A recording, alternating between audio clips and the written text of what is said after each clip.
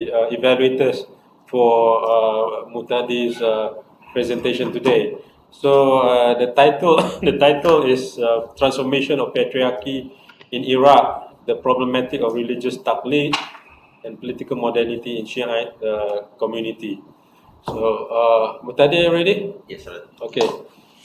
So the floor is yours. Thank you. Just I want to share.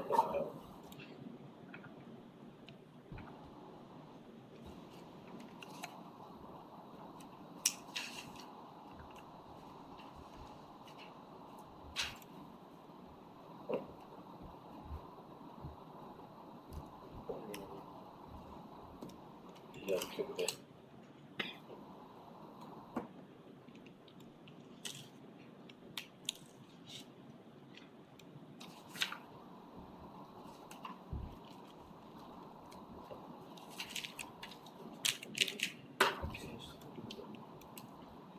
Start.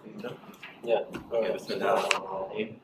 First of all, I want to thank God about this is opportunity, about providing me His knowledge, and brought me here to Malaysia to get new experience.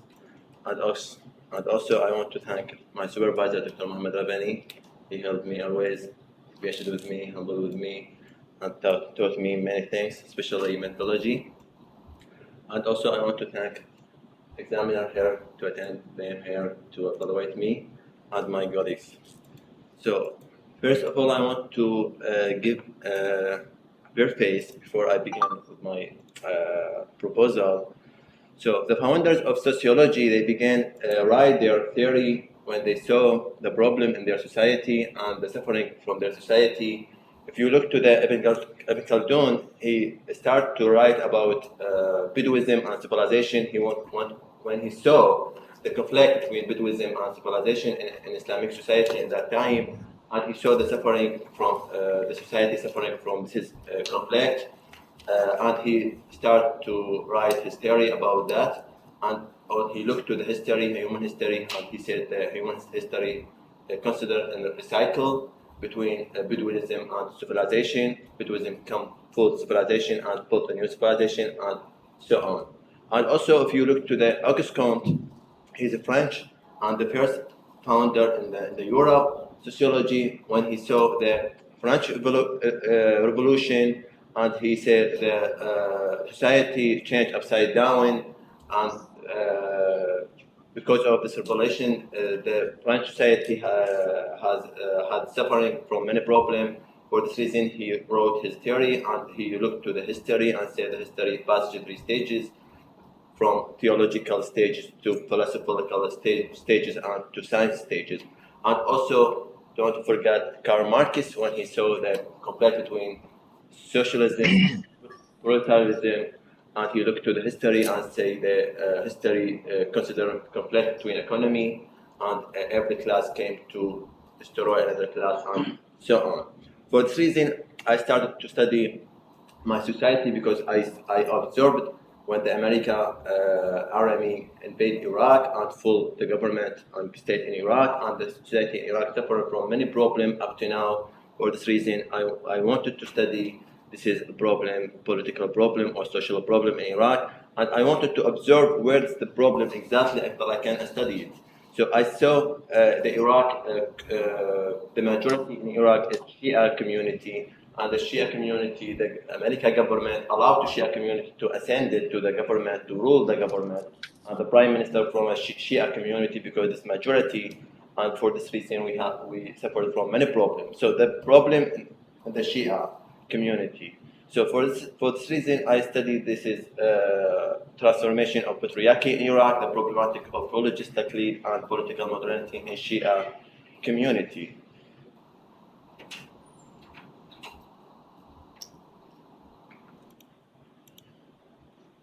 So,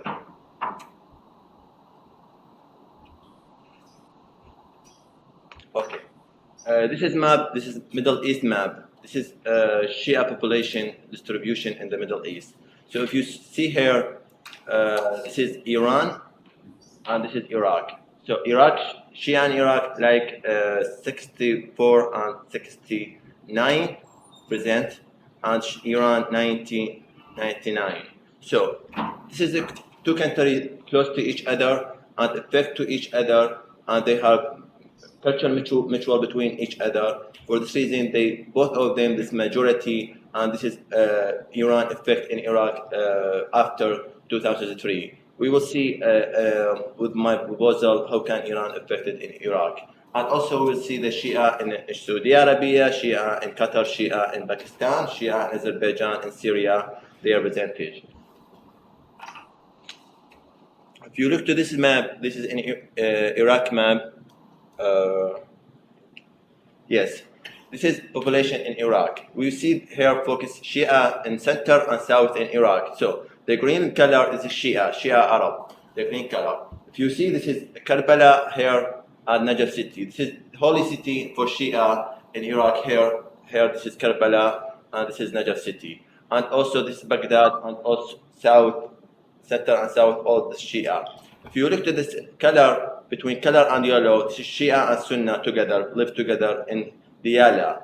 And the yellow color in the western area, this is Sunnah Arab. And this north, this is the red color, this is Kurd. And the red and yellow, this is Sunnah and Kurd live together. So Shia now focus on the center and south, especially around the Najaf and Karbala. This is holy city for Shia. So this is a conceptual framework. I wanted to divide it. This is my title to this is conceptual framework. So we started with Patriarchy, and the Patriarchy. This is if you look before that, if you look to the Shia, you know the Shia, the structure of the Shia mind, the structure of the Shia culture, built in the Grand Ayatollah, his followers follow Ayatollah, and between the followers and Ayatollah there is Taqlid. This system of Taqlid, this is like mythology for Ayatollah and his followers. This is sociology and anthropology. This is mean patriarchy.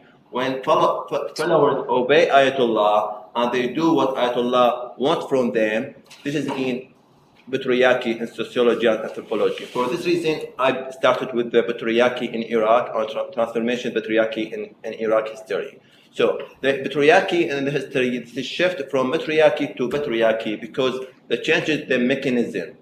The mechanism for any society is policy, polity, economy, culture, and religion. When the mechanism changed already, the society also changed from matriarchy to patriarchy. If we apply the patriarchy to Shia, to Oliver Shia in Iraq, and we just say the majority of Iraq, and this is practice religious patriarchy, because we saw Ayatollah, and Ayatollah presented Muhammad and his follower, his descendant Muhammad, the 12 Imam, the Shia believe, and the Ayatollah agency to the 12 Imam, and the followers obey Ayatollah by process Taqlid. All this system is patriarchy.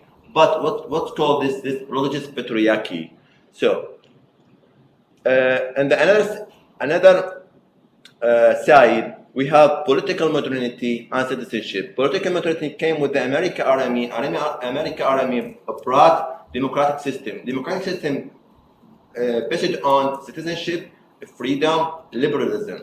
So if you look to the Shia culture, the Shia system, we look to the Ayatollah and the people obey Ayatollah by the process of Taqlid. And we look to the political system, democratic system, this is based on citizenship, freedom, liberalism. So we have a different structure, different culture here, different system. The culture in Shia based on obedience, but political or democratic system should be liberalism and freedom. This is for this reason I wrote my problem statement. So my problem statement: the structure of Shia religious culture is patriarchy through faith and obedience to 12 imams. So after that, the Ayatollah are the agents of the absent Imam Mahdi, the last one. The Shia believe in him. Now he's absent. They must be followed through Taqlid. So this is both of this structure, system, structure, culture. This is mean the search for mechanism for the transformation of the patriarchy in Iraq history. And we have another side, political modernity is based on democracy and citizenship. So we have this conflict. We have this different idea about how the Iraqi build their system, their state, their government. So this is lead to this is a diagram.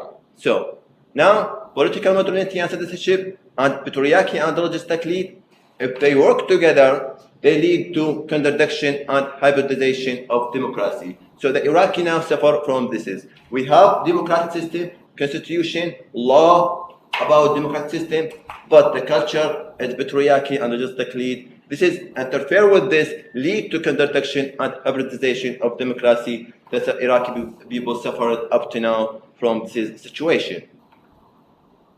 From this is a problem statement, I wrote my question, research question. This is a research question. So, how has patriarchy transformed throughout different periods of Iraq society? What is the generative mechanism of this transformation?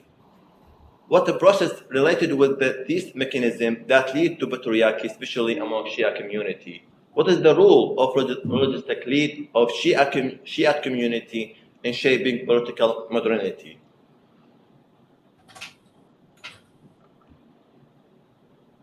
This is research objective, examine patriarchy history, examine generative mechanism of patriarchy transformation, distinguish between taqlid and citizenship, religious patriarchy and political modernity, describe the state of the Iraqi Shia mind. And also the significance of this research, lack of the sociological and anthropological study about patriarchy. The study is a project to establish the theory of religious taqlid, filling the gap between religious patriarchy and political modernity, taqlid and citizenship, studying the structure of the Shia community as a patriarchy. And this is the scope of limitation. We will focus on Iraqi and Shia. Why? Because Shia is majority. Central and Southern because Shia live there. History of Shia thought, Iran and Iraq. Because if I want to study Shia, I should study Iraq and Iran. Because both of this is country established Shia denomination between these countries. Without these countries, I cannot study the Shia and the history and their thought.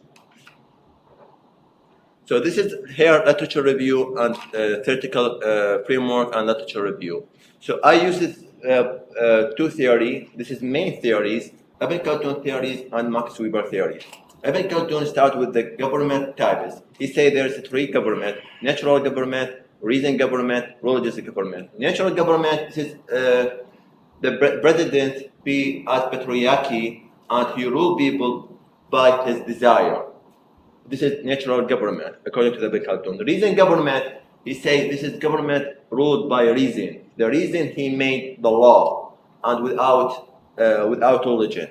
So religion government, he ruled people by khilafah and by fiqh. The fiqh and the law from God. And the fiqh and the law organize people in this world and hereafter. So here Ibn Khaldun support religion government. Why? Because Ibn Khaldun, he lived with the Islamic Khilafah at that time, and he one of the Islamic society in that time, and he support the religion government. So, in the beginning, if I can explain that religious government and Khilafah automatically is patriarchy. Why? Because the Khalifa is successor for Muhammad the Prophet, and people should follow him because he represented God theory or God government on the earth. This is patriarchy, automatically. So if we look to the Max Weber theory, also Max Weber, he give us theory about authority types. He said there's three authority types according to the history, human history. The first one, traditional authority. This is ruled by traditional custom between tribes, between generation to generation. The second one is charismatic authority. Charismatic authority is ruled between people by prophets or leadership or the leader of tribes. They have charismatic characters. So the third one, he said rational authority. Rational authority, he talked about the bureaucracy, technocrat, and democratic system. And he support rational authority. Why? Because Max Weber, he lived in the 20th century and he saw the democratic system in that time, and he support rational authority because this is last authority, update authority to the people. So the sovereignty for Ibn Khaldun is patriarchy. He support religious government.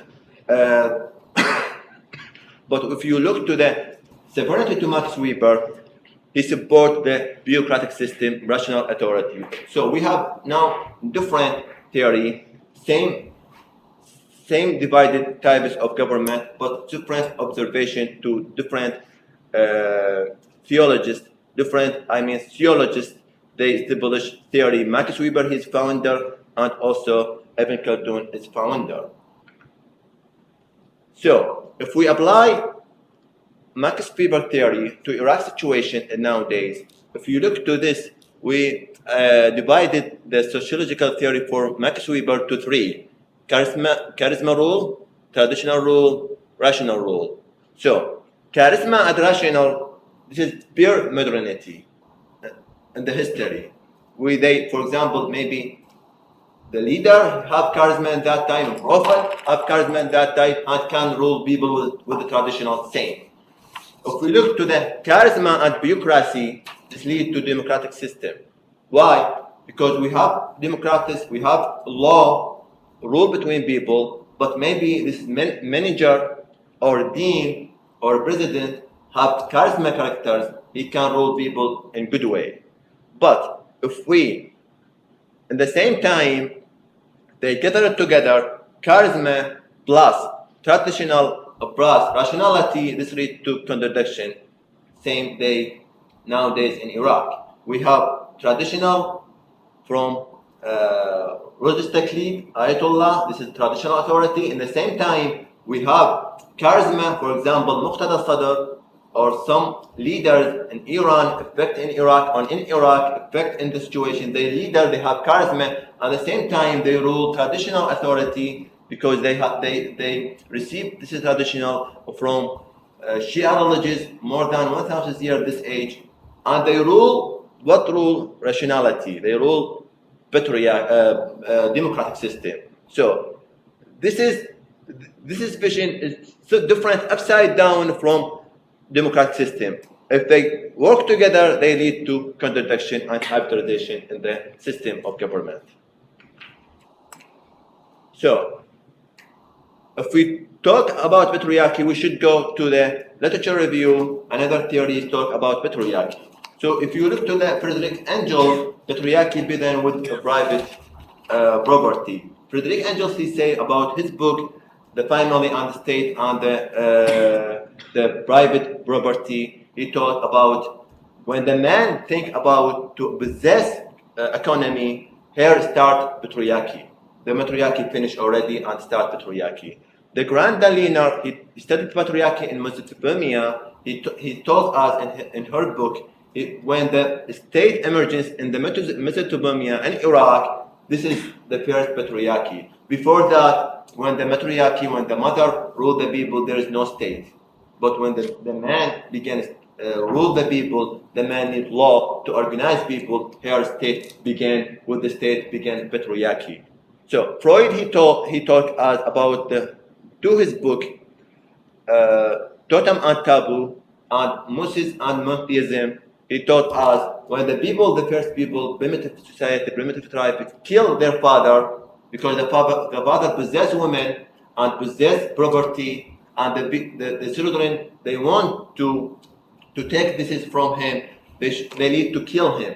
When they kill him, they distribute women and distribute property among them, and they feel guilty. For this reason, the religion began, the law began, and in that time, the patriarchy also began. The same thing, this is transferred to Judaism, and Christianity. And if we look to the Shia nowadays, they do rituals every year about Imam Hussein, because the Islamic society in that time, they killed Imam Hussein. Imam Hussein is son of Muhammad the Prophet. When they killed him, after him, they will do rituals, mourning rituals. Especially nowadays, we have Muharram, and the Shia now in Iraq and Iran, they do ritual about Imam Hussein. They beat themselves by chain, by knife, and by beat their chest also. Some study, they talk about Arab Islamic society. He say the Islamic patriarchy, Arab Islamic especially, is patriarchy. Why? Because their culture is a tribe. So the tribe culture is patriarchy already. Why? Because each tribe, each clan, we have sheikh. And sheikh, the people should follow this sheikh. This is culture system, maybe 2,000, 3,000 year with the Arab. So become in their mind, their system, the structure of the culture is patriarchy because they follow this culture. If we look to this, all this is I spoke about that lead to this diagram. This diagram, we have mechanism, economy, policy, religion, and culture, tribe culture. This is system, patriarchal society and system. Patriarchal society and system lead automatically man domination over women. So there's a study in Turkey for the researcher, his name Filiz. I mentioned him in my literature review. He said why the government allow to man over control over women. He reached to this result because government control over man, and the man have active, and man don't accept that. Government allow to him to overcome in the family. If the man feel he is a leader in the family and control over household and children and wife, he will accept the situation in government. So automatically, I observed that automatically this situation will be start in any society.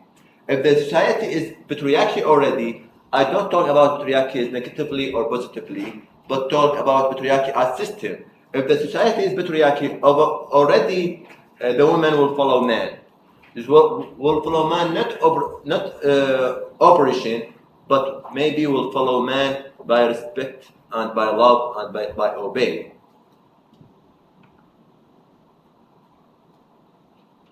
So this is summary. I talked already about it nowadays, right now. So this is about Shia of Iraq. What is show study about Shia of Iraq? So anyway, study the Iraq society. He says the Iraq society have dual personality and clash between Bedouism and civilization and social dissonance. Why?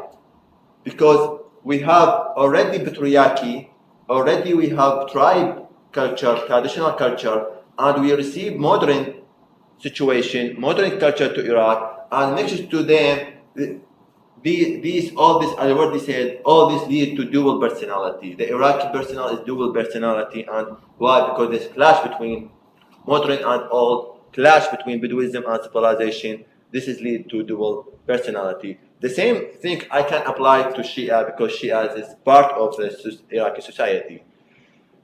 Nakai say the clan unity in the central and south, and the Najaf and Karbala emerged the city, holy city in Iraq, and influenced by Iran culture and Iran situation at that time. All this is make the Shia formed in Iraq.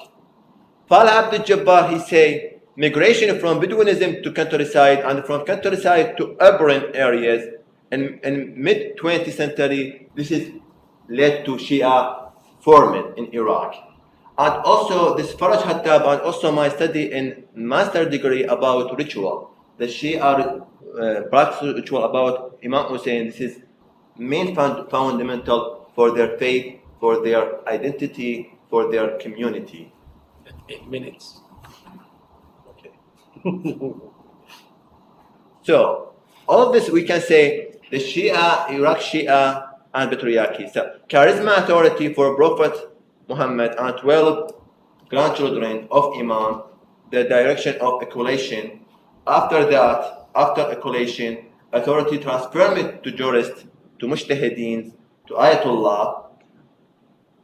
This is the 4th century, and also the 18th and 19th century established of Iraqi Shia community through the conversion of Southern and Central. So we have, this is faith, the first faith, Muhammad the Prophet and 12 Imam. After the last one Imam absent, the power transferred to Ayatollah, and also the clans unity in 19th and 18th century, the clan unity gathered around this faith, around the Najaf and Kabbalah. All this is help to Shia identity formed.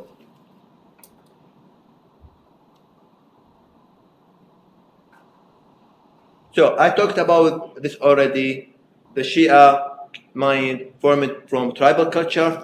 Safiyat state in Iran also affected in the Shia in Iraq, and also Ashura ritual at the same time.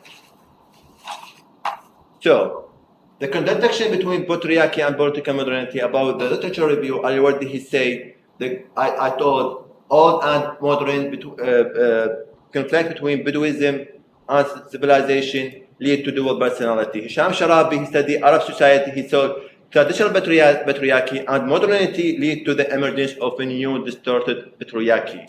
Some studies showed the overlap between religious patriarchy and authority in the democratic system lead to hybridization and contradiction.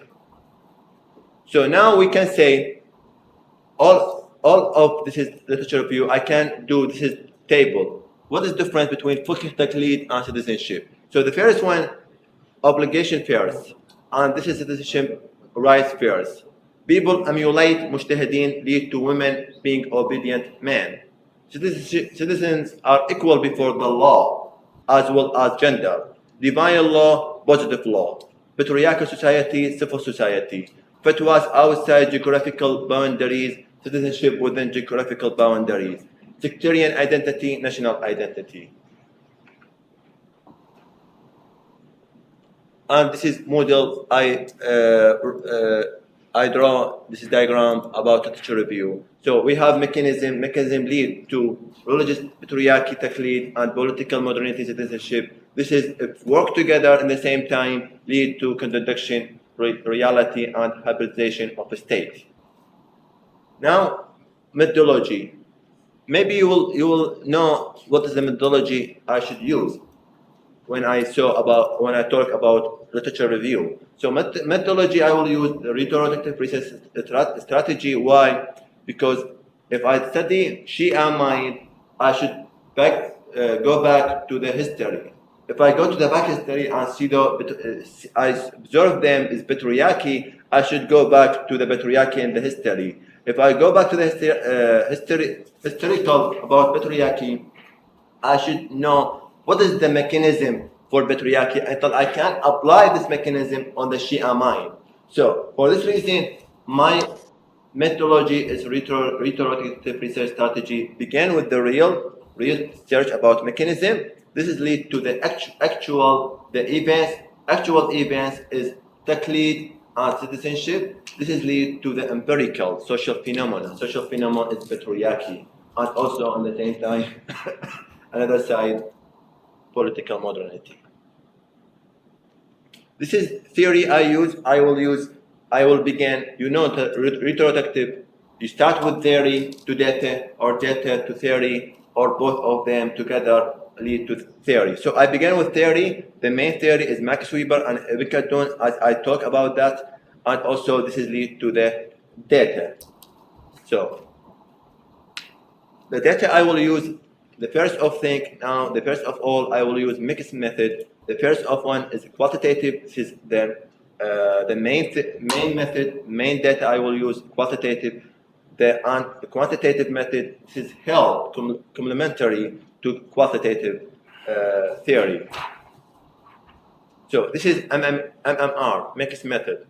The quantitative data, I will go to the historical sources, document, statement, analysis, sources, anything related with the historical sources. And also document analysis, you know, The Ayatollah, they issue fatwa by statement. The statement, this is document. I should analyze them.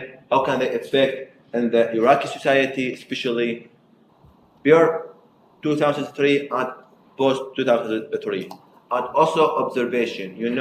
I will go to the social actors to talk with them, and can they speak with me about how they observed the situation in Iraq and the affected between Ayatollah Taqlid to government, and also observation by myself. I am a researcher also, and I am member of this community. I can observe this social phenomena.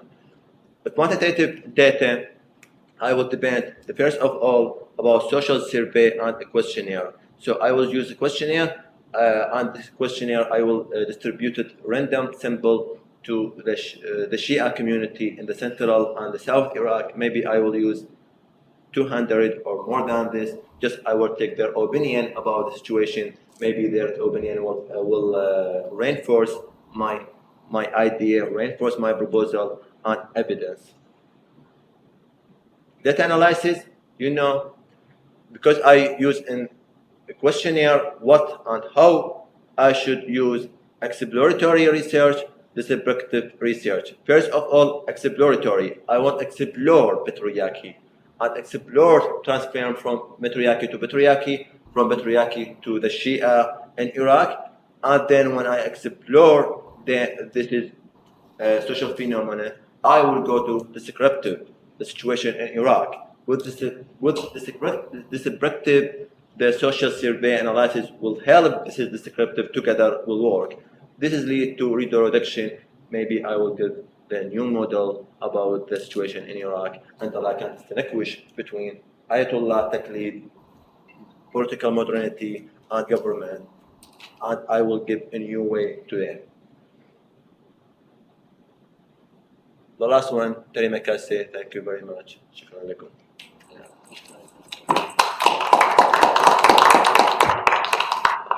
Okay, thank you very much, Muhtadi, for the really extended presentation here. A lot of emphasis on the literature review, I guess. We shall open the discussion and getting the comments and feedback from the evaluators first. Go ahead. Thank you, Muhtadi, for the presentation. So I have a few comments, but my comments are actually based on the PowerPoint slides that were shared with me. So it might not be comprehensive, as maybe some of the details are not included in the PowerPoint slides. So you can correct me. I guess you can clarify if. I'm so sorry. Yes. Yeah, it's okay. No worries. Sometimes when I read, I will adjust it. I do adjust it. So I'm just going by the PowerPoint slides that Dr. Rivani shared with me. So my comments are based on that. So first, the terminology patriarchy. I mean that threw me off a bit. Like when I first read the I guess your PowerPoint slides, because like for me, like when I think of patriarchy, I think of this worldview that's centered on male domination, right? Or a system that is centered on male domination over female, for example, right? So, but then of course, the more I read, then I realized that it's actually more on religious patriarchy, right? So, which is, I think it overlaps a bit, but it can be a different concept in of itself, right? So I think that maybe it needs a bit more clarification, maybe more focus, I guess, when you're defining the concept, which I find it would be useful for people when they see, because I guess I'm not just the only one. When I see the word the patriarchy, I think like feminism, I think of, gender equality, I think of all these things, So religious patriarchy is not something that automatically comes to my mind. So I think maybe there has to be a bit of clarification there, because I mean, like I guess the patriarchal system do exist in some religions, especially like Eastern Orthodox, for example, the Russian Orthodox, they call the patriarch of the religion, even like Abraham is the patriarch of the Judeo-Christian, religious traditions, and so it is actually the term that's used in religious context, but maybe not as popularly known as the more like the gender type of patriarchy. I think that should be specified a bit more, and then especially it doesn't help that when you also mix so matriarchal to patriarchal and all this, so and then it's a bit, I mean, at least for me, it can be a bit confusing in a way. So I think maybe a bit more focus, to clarify that a bit. Because the way that it is, like the way that you presented it is more like this concentration of power in the hands of this a group of religious elites, right? This Ayatollah and then the Grand Ayatollah at the top, that requires complete obedience, right, from the population, which in your mind is at odds with the democratic system that's being put in place in Iraq after the invasion. Right? So I think that's the context that I think that you can specify the term, make it clearer, right? I guess the term patriarchy, there, like this religious oligarchy, I don't know, something like that, like like a few, a handful of elites in control of the power. Instead of just like having oligarchy full of like in Russia, you have the oligarchs, controlling, or then, but not here in this case you have religious oligarchs. They might not have the wealth, but they have, wealth is not the only source of power, right? So religion can be the source of power as well. And also I'm wondering, what about the other, the Sunni side of Iraq? I mean, do they have similar kind of, this kind of patriarchal system going on, because they have clerics as well, Sunni clerics, So if there's like similar, maybe not as structurally rigid as you can find in Najaf or Karbala, this Shia majority regions in Iraq, right? So so maybe it's good to know as well, if there are like similar dynamics also happening in other places. And also I think because when you talk about this concentration of power, right, at the top, it'd be useful also maybe to talk about the patronage system, which also people tend to associate with the more, because now you have the power, you'll be able to distribute these resources, you can get funding, you can get money for your communities, you have your fingers on the budget, right? So you have all these things, and then it allows you to practice this patronage politics, right? To gain favors, to gain support from people, So I wonder how much is also this patronage politics allowed by this democratic system that's practiced in Iraq, because especially now you have the Shias, part of the government in Iraq, and then they of course have access, to state resources, to government coffers. I think it would be useful maybe to look at that as well.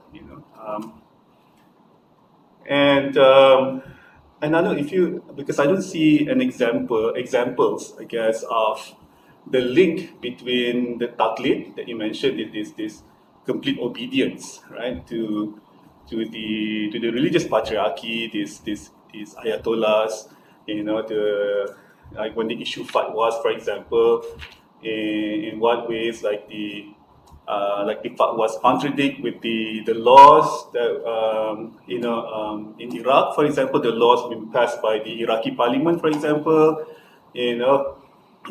excuse me.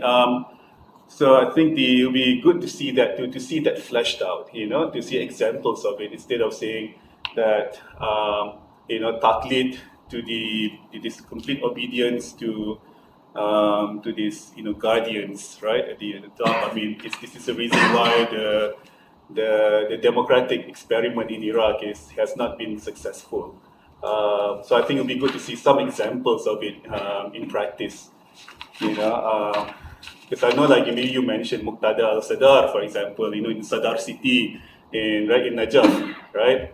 I mean, it's like its own, like a country within its own country, like basically rule, Sadar city, I mean, that's his name, his family's name, So basically ruling it as his own fiefdom, So how that can exist in a country like Iraq, with its own, like you have a place like its own republic, Sadar city within. So it'd be nice to see that as well, like if you can give like some real world example of that, it'd be good to see to illustrate some of the things that that you've brought up in this presentation.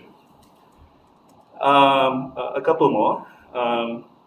So I don't know if you, in your literature review, you look at like some work, written by like Nadir Hashimi, for example. He wrote a book on Islam and democracy. It's quite a good book. I mean, I've used it in my class as well. Hashimi. Hashimi, Hashemi, Nadir, Nader. So it's an American professor. So he wrote this book. And also there's another. This Hashimi. Yeah, Hashimi. H-A-S-H. I have the PDF. If you can email me later on, I can share the PDF. Yeah, because I assigned the book for my students, so you can read the book as well. Islam and democracy. Yeah, it's about how people see like Islam and democracy. They're not a good fit. I mean, this is like the prevailing notion, right? Yeah, but actually you can make Islam and democracy work.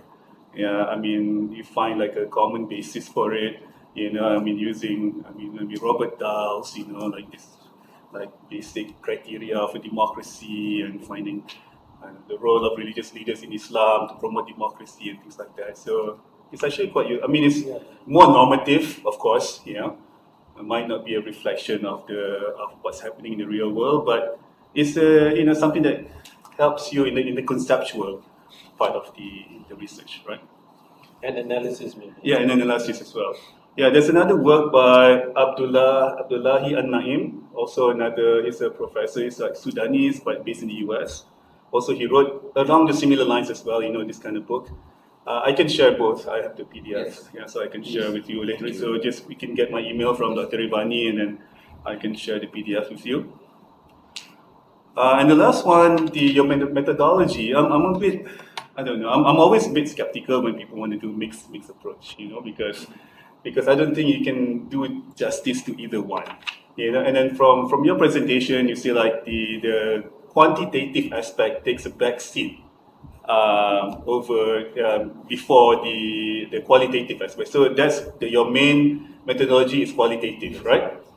And then you do this, as an afterthought, you do this quantitative approach where you distribute 200 questionnaires randomly to people. I don't know. I mean, I feel like it's a huge area that you're covering, right? Yes. I mean, that's yes. This is actual problem. How can I select the percentage? Yeah. So I don't know if first if the sample would be the 200 questionnaire that you distribute would be representative enough, yes, right? For the huge population we're talking millions, right? Maybe 15. Yeah. So maybe 15. Yeah, million, right? Not 1,000. Yeah. So I think it's and also it's always a bit tricky when you combine the two, because I think people that when they do the mixed approach, they tend to see it like mutually exclusive, but even though they should complement each other, But I guess my suggestion here maybe just focus on the qualitative aspect. I mean, maybe because if you're not really sure how quantitative research can really contribute, can make a meaningful contribution to your research, I feel that you might as well not do it. Just focus all your resources, all your effort in qualitative research. You can do the interviews, you can do the desk research, you can pour over all these fatwas, from the ayatollahs and all these things. I think you will benefit your research even more. You get this rich data. You can see more nuances. In the responses that you get, and you can triangulate. Between like the interviews, the responses from your informants, and with the secondary, sources that you go through. So I think it'll be more useful, for your research.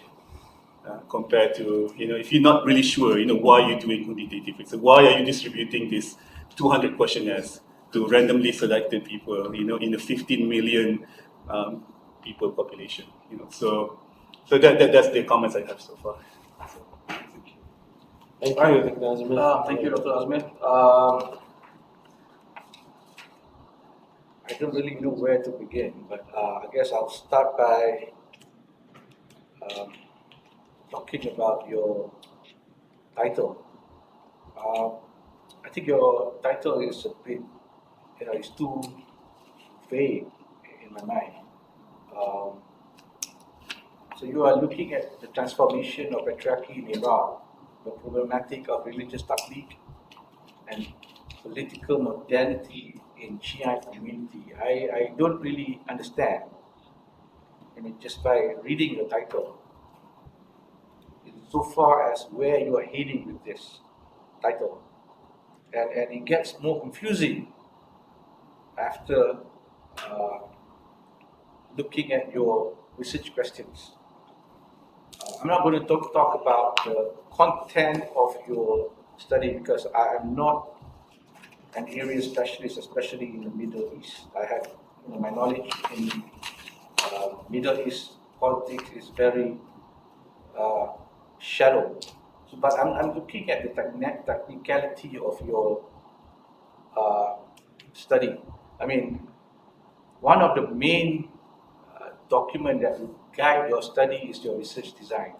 So this is practically your research design. I mean, this is your proposal. You are proposing to do your study based on this document. So in a PhD or master's, at the PhD or master's level, I don't think you should begin. You should frame your study by using how. So in order to answer the how question, you have to be able to answer what and why questions first. So you want to go straight into how. So that can be very complex and very challenging. And when I look at your research objectives, you are talking about examining. So it's not clear to me, and I would also expect that if you were to stick to your current research questions and your research objective, I would imagine that even the examiners would get quite confused. Because, and of course, you would want to also, as Dr. Azman has correctly pointed out, your research methodology is also quite, complicated. You're using a retroductive approach, and you are combining quantitative and qualitative method.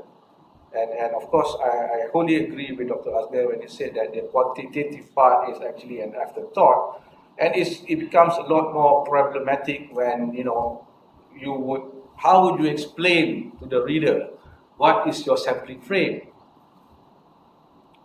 and thus by choosing 200 respondents, is that sufficient, and what would that prove in your thesis? So you are talking about a theocratic or semi-theocratic state, and you want to see the relevance of certain theories in explaining the development of patriarchal state in Iraq. So I think it would be wise if you were to stick to a qualitative approach, and of course, is this what is the point of using the theories that you are proposing? Is it just to sensitize the reader on the existence of certain theories out there? Or is this a theory proposing study? That has to be very clear from the very beginning. What is it that you aim to achieve? Are you testing a certain theory? Or are you, proposing some kind of, I would imagine if you talk about retroductive approach or abductive approach, it is based mainly on what one would call grounded theory. You want to move from bottom up. You don't start by proposing a particular theory and trying to fit your study within that framework. So, but I would say there is a lot of room for you to explore because you're still at the very beginning. This. How long have you been working on this? This is a proposal? Yeah, I mean research proposal and your candidature. Yes, I started with October 2020. So it has been about a 2-year journey, right? Almost 2 years. 2 years. Yes. So you still have some room to play around with, and I would recommend that you go back to the drawing board and try not to complicate matters by combining quantitative and qualitative method, and you need to be more clear on certain definitions, certain conceptual definitions. What do you mean by patriarchal? Religious taklid. These are all complicated concepts. And how do you reconcile all these concepts within your own study? And that can be quite complex. And in your own word, what is it that you really want to study here? Yes. I should answer a question. Also, answer a question for Dr. Azmin about patriarchy just related with the gender. Yes. As we receive the study. Can you just excuse me 1 minute? My boss is calling. Who's your boss? You're the boss. So my sister is calling. I have to This is good. The sports. The Home Minister. The Home Minister.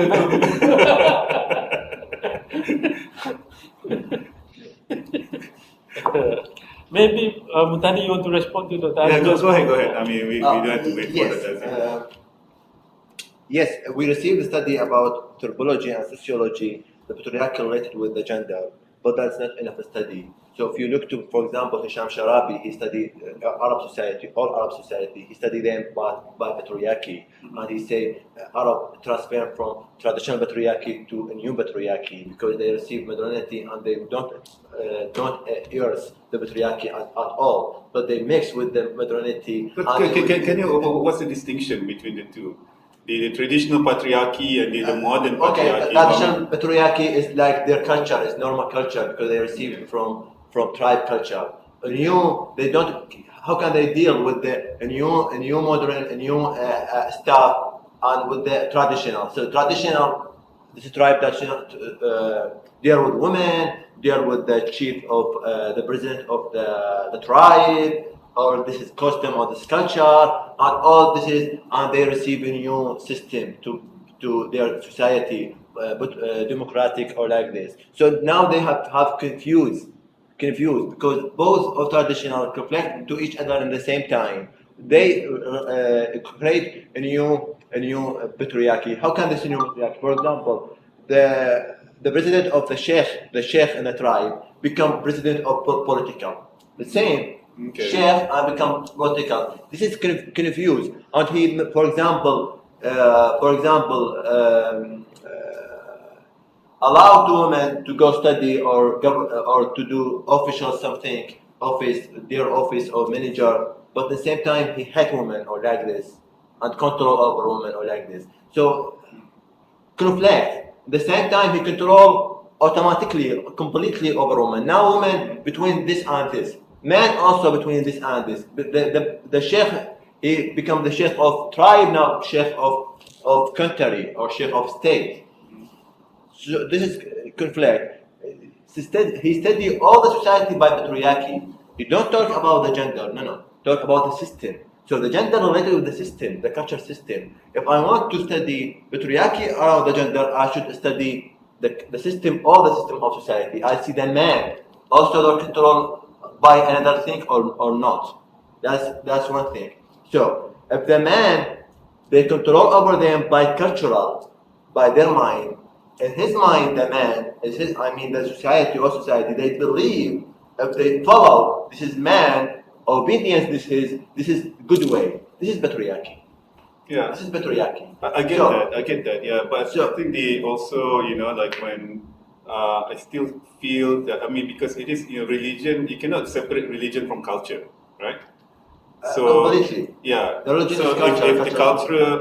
culture is patriarchal, is deeply patriarchal, and that's reflected in the political system, as you argue here, right? So which means that in this case, the Ayatollah can only be man, like cannot be woman. Yes. Yeah. Yes, So, it cannot. So, So if you go, but just one thing. Okay, go ahead. If you go to the system about Ayatollah, to Ayatollah